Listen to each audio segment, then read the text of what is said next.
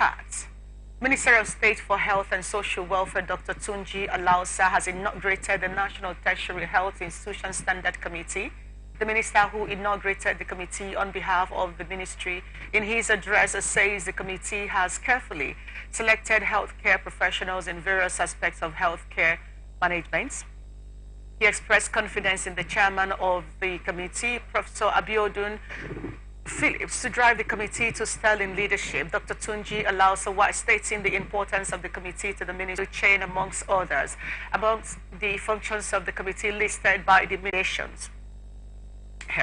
The chairman of the committee, Professor Abiodun Phillips, in his address lamented the challenges of federal institutions as enormous, stating medical tourism, Jackpot syndrome, continuous loss of capable manpower, amongst others. He also stated the need to change a certain impression of the people towards the tertiary institutions by setting up standards to ensure to build public trust.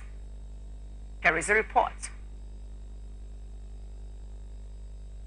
That if we get our healthcare governance right, we will be on the verge of transforming our healthcare system. This committee will be a big part of improving, enhancing, and ensuring we have an effective governance in our healthcare system.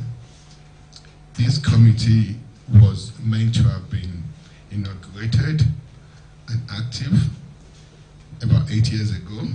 We're 8 years behind, but we've been very careful and very meticulous in putting the members of this committee together, and I believe we've gotten it right from the outset, and we will get it right. Despite the significant, although not yet quite adequate funding that annually goes into the sector, leadership and governance at large are not acceptable.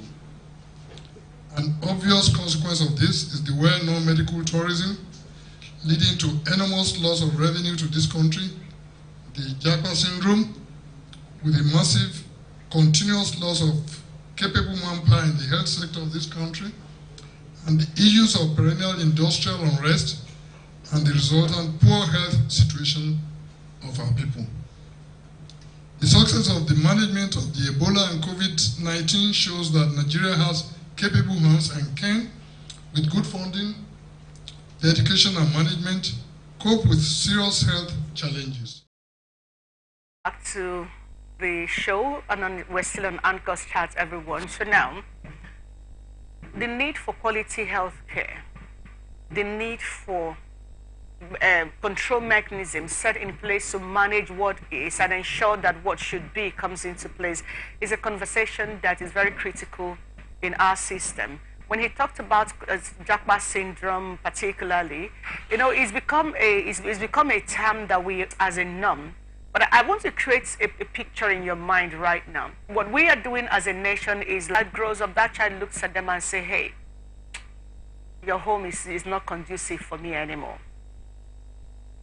And then they find somewhere else, they get a job, and they just suddenly realize that, oh, my parents, my family is different from me, so let me enjoy myself. That is on the side of those who are running away. But again, let's even talk about the reason why this Jackpot thing has become a part of our system. It's very simple.